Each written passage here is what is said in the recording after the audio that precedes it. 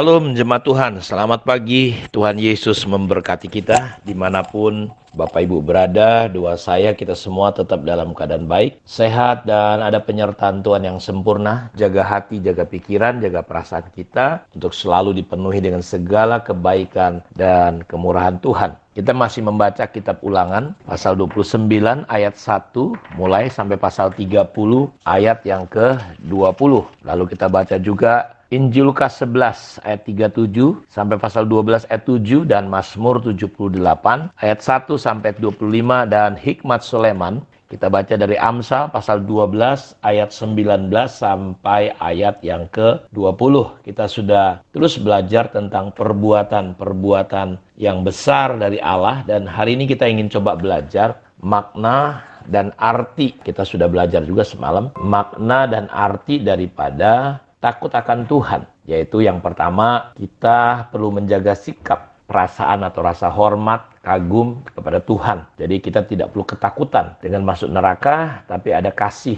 cinta kepada Tuhan. Hidup yang dijalani penuh dengan tanggung jawab. Hidup dijalani dengan benar, dengan takut akan Tuhan, menjauhi kejahatan. Hidup yang terhubung dengan Tuhan, hidup yang berpegang teguh kepada Tuhan lewat firman-Nya. Percaya bahwa Tuhanlah Tuhan kita dan kita menyadari bahwa nggak ada apa-apanya kita tanpa Tuhan. Kenapa kita perlu memiliki sikap takut kepada Tuhan? Ini penting sekali kita pelajari mengapa kita perlu memiliki sikap yang takut kepada Tuhan. Jadi kita lihat di sini bahwa yang pertama, kenapa kita perlu memiliki sikap takut kepada Tuhan? Karena ini adalah sebuah perintah. Ya, kalau kita perhatikan dalam Ulangan pasal yang ke-6 ayat 13 dan ayat 24, di situ dikatakan seperti ini, ayat yang ke-13, engkau harus takut akan Tuhan Allahmu, kepada Dia haruslah engkau beribadah, dan demi namanya haruslah engkau bersumpah.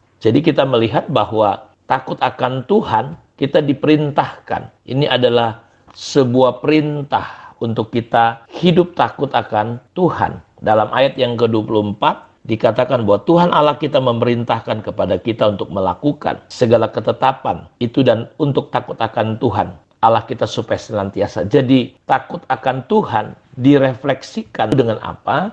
Dengan kita takluk kepada firman Tuhan, dengan kita melakukannya. Jadi Tuhan sangat tidak suka kepada orang-orang yang tidak hormat kepada Dia, karena Dia Tuhan, Dia Allah kita. Jadi Tuhan tidak senang. Kalau kita lihat di dalam kitab Ulangan pasal yang ke-10 ayat yang ke-12, di sini dikatakan seperti ini. Saya bacakan untuk kita. Maka sekarang hai orang Israel, apakah yang dimintakan daripadamu oleh Tuhan Allahmu selain daripada takut akan Tuhan Allahmu dan hidup menurut jalan yang ditunjukkannya. Dalam ayat ke-20 dikatakan engkau harus takut. Jadi kita melihat bahwa takut akan Tuhan adalah sesuatu yang menyenangkan kepada Tuhan. Dan takut akan Tuhan, Tuhan minta untuk kita bersungguh-sungguh. Tuhan mau kita sungguh-sungguh dalam ibadah. Karena itu dalam perjalanan hidup kita harus belajar takut akan Tuhan. Dan aplikasinya seperti apa? Kita melihat di sini aplikasi hidup takut akan Tuhan. Yang pertama, kita nggak boleh takut dengan apapun,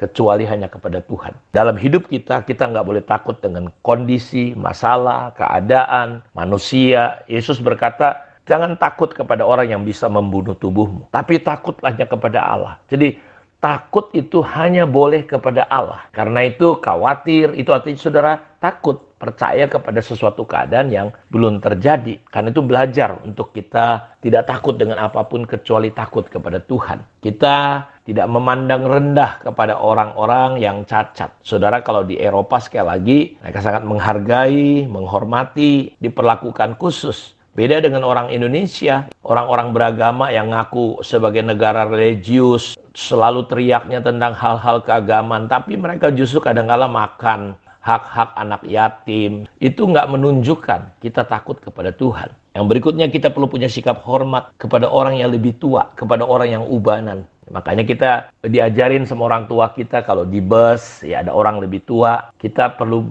berdiri dan menyediakan tempat duduk kepada orang-orang yang hamil. Nah, ini etika. Tapi ternyata Alkitab mengajar sedemikian rupa. Dalam Imamat 25:17, jangan merugikan, saling menjatuhkan dalam usaha saling menjelekkan. Sekarang gereja saling menjatuhkan, beda, membahas, men-share, ada dosa, ada kesalahan pendeta di-share, rame, ya, menjatuhkan. Saudara, engkau hanya hidup beragama Kristen, engkau nggak pernah takut akan Tuhan. Kita tidak berontak kepada otoritas kita, seperti yang dilakukan oleh Miriam, oleh Harun, ya. Dan seandainya saja saudara bisa hidup takut akan Tuhan, ada berkat. Yang pertama, itu Tuhan akan senang. Saudara akan menjadi kokoh, kuat, dan teguh. Mata Tuhan tertuju kepada kita, orang-orang yang takut kepada Dia. Selalu ada jalan keluar untuk orang yang takut akan Tuhan. Dikatakan dalam Mazmur 25 ayat 12-14 bahwa Tuhan bergaul karib dengan orang yang takut akan Dia dan Dia menunjukkan jalannya. Yang terakhir,